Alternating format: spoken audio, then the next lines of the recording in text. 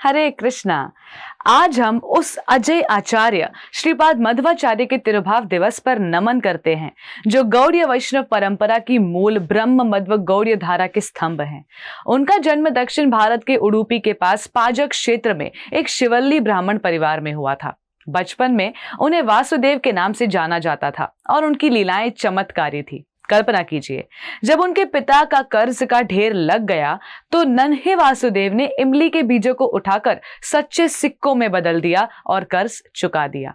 5 वर्ष की अल्प आयु में उन्होंने एक भयंकर दैत्य को, जो सांप के रूप में उनके निवास के पास रहता था, अपने बाएं पैर के अंगूठे से कुचलकर मार डाला।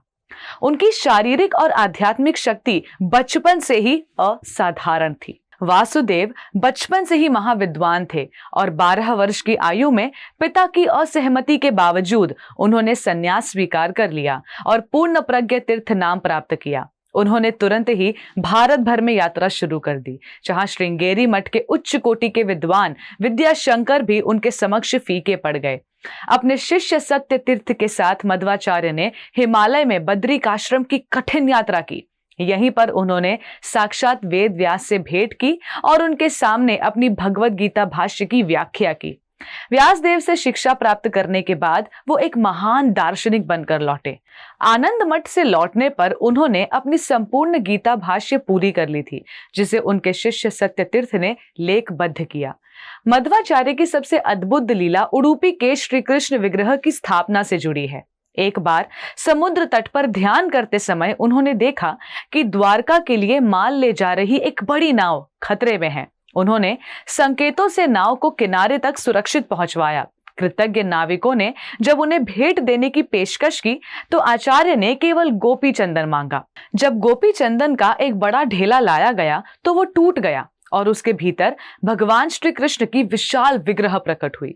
ये विग्रह एक हाथ में छड़ी और दूसरे में भोजन का पिंड लिए हुए थी। ये विग्रह इतनी भारी थी कि 30 लोग भी इससे मिलकर नहीं उठा सकते थे, लेकिन असीम शारीरिक शक्ति के धनी मध्वाचार्य ने उसे अकेले उडुपी तक पहुंचा दिया।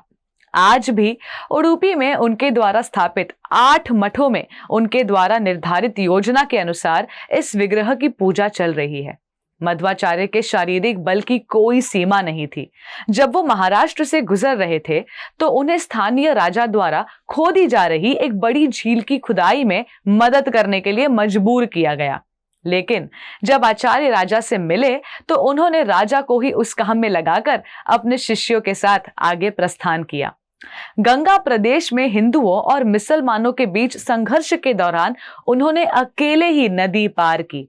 जब उन्हें मुस्लिम राजा के सामने लाया गया तो राजा उनकी निडरता से इतने प्रभावित हुए कि उन्होंने उस राज्य और धन देने की पेशकश की, जिसे मध्वाचार्य ने बड़ी सुगमता से ठुकरा दिया।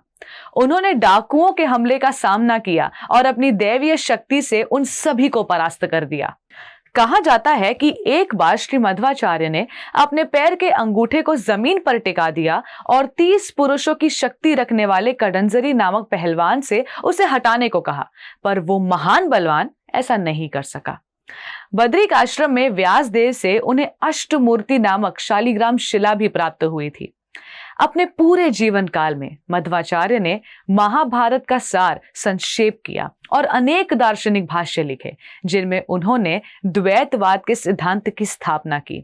80 वर्ष की आयु में ऐतरेय उपनिषद पर अपनी टिप्पणी लिखते हुए श्रीपाद मध्वाचार्य ने इस नश्वर संसार से अपना तिरोभाव किया।